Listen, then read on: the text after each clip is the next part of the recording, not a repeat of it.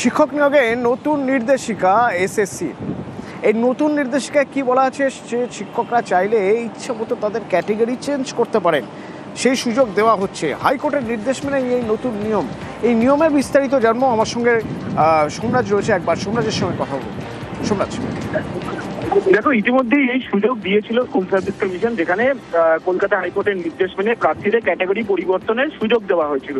আর এই ক্যাটাগরি পরিবর্তনের জন্য নবম দশমের শিক্ষক নিয়োগের প্রক্রিয়ায় একাধিক প্রার্থী নতুন করে ইন্টারভিউ তালিকায় সুযোগ পেলেন, আবার বাদও করেছেন একাধিক পরীক্ষার্থী। যেটা কমিশন নির্দেশিকা জানিয়েছে, সেখানে দেখা যাচ্ছে নবম দশমের শিক্ষক নিয়োগ প্রক্রিয়ায় ক্যাটাগরি পরিবর্তন করেছেন 390 জন প্রার্থী, যারা জেনারেল থেকে এসসি, এসটি বা পিএইচ ক্যাটাগরিতে গেছেন, এবং তার জেরে 165 জন নতুন করে ইন্টারভিউ তালিকায় সুযোগ পেয়েছেন নবম দশমের শিক্ষক নিয়োগ প্রক্রিয়ায়।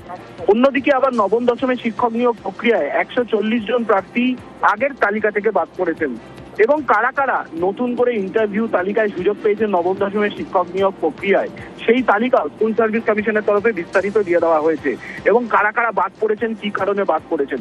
কাট অফ মার্কসের ক্ষেত্রে যেহেতু রদবদল হয়েছে ক্যাটাগরি পরিবর্তনের জন্য, সেই কারণেই একাধিক প্রার্থী নতুন করে সুযোগ পেলেন ইন্টারভিউর ক্ষেত্রে, আবার একাধিক প্রার্থী বাদও পড়লেন ইন্টারভিউ ক্ষেত্রে নবম দশম শিক্ষক নিয়োগের ক্ষেত্রে। ধন্যবাদ।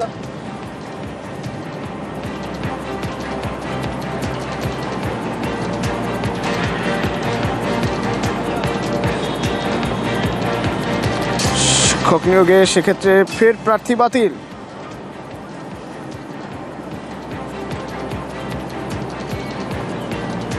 মোট 16 জন প্রার্থী বাতিল করলো এসএসসি। অযোগ্যদের তালিকা থেকে বাতিল।